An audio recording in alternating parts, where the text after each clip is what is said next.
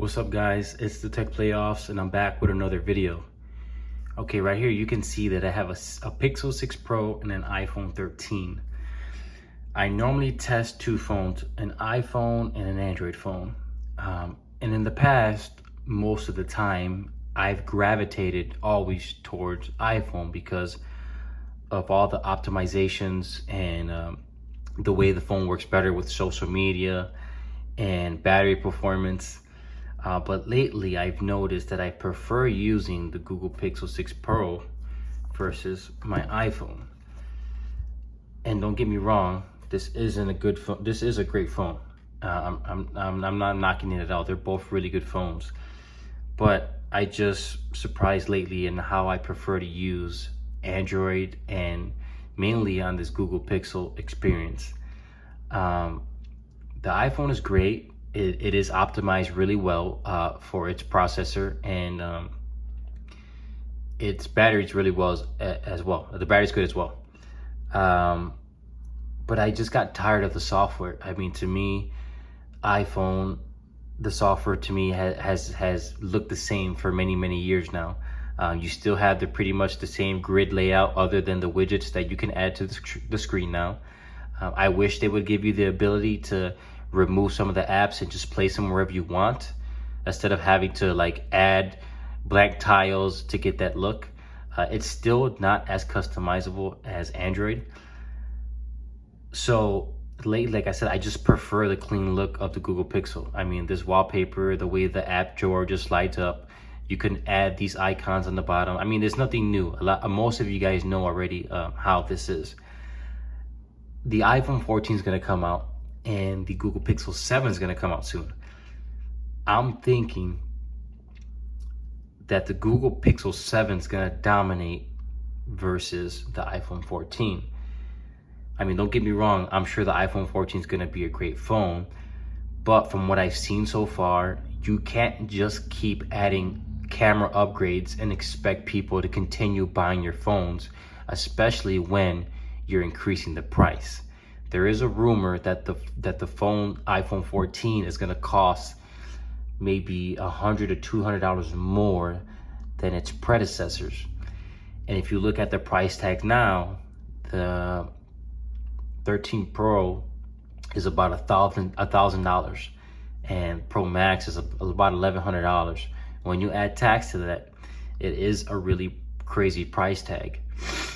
So if the Google Pixel 7 could come in at the price point that it is now, which is $900 or even less, I don't think it will be. I think they'll still be around that same price, $900. This phone is gonna kill.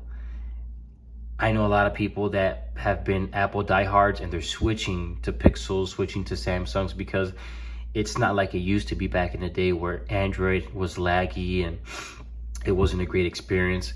Now it's different, man. The thing's so fluid. I mean, you can jump in and out of apps. These things come with 12 gigabytes of RAM. And it's just a smooth and enjoyable experience. Yes, I still love iPhone. You know, it's pretty fast. This one's not 120 hertz display, but they did add to the Pros, and you can still get a pretty good experience. But to me, for the price point and the overall package and what you can get versus say a 13 Pro versus a 6 Pro and a Pixel 6 Pro, I prefer this phone. I mean, you get a super large display with no notch, edge to edge, and you know, tweaking the system, reducing the animations. This phone is butter. It is just quick, as you can see here. The cameras are amazing. Video did improve a lot on the Pixel 6 Pro, and battery is good. I mean, it's not great. Even the regular 13 gets better battery life. If you jump into 13 Pro Max, then you're getting into amazing battery life. But this, after a couple days, after setting it up and it getting used to your usage and optimizing apps for battery usage, it gets you through the day. I mean, I use a lot of social media, a lot of YouTube watching, and it gets me through the day really well. They do sell battery packs you can find on Amazon for this, and it'll get you, you know, really extended throughout the day on heavy use. But, you know, just wanted to tell you guys, if you're thinking about grabbing one of these, you can find these on sale, even used, from $500 to $600. For the regular six, probably $600 to $700 on the Pro, even cheaper probably. Pick one up, man. I mean, I don't think this is gonna be the 7's gonna be a huge upgrade from this one. It might just tweak the processor a little bit to optimize for battery and performance. The Tensor Gen 2 is gonna be better, in my opinion, with the battery and all that stuff. It's gonna preserve more battery life. I think they're gonna figure it out. But pick one of these up, man, if you're thinking about it. If you have an iPhone, if you've always been iPhone gang and you want to jump into Android and get a little taste of, you know, what it's like, I would pick one of these up. Even the 6, you can find those cheaper. Don't hesitate, man. Now's the time. You know, Android is just as good as iPhone. iPhone's just as good as Android. And, you know, it's going to be your personal preference. And in this case, I prefer this phone. So just want to tell you guys, these are the 2 phones that I've been using, and I really enjoy them both, but I'm enjoying the Pixel 6 Pro better than the iPhone 13.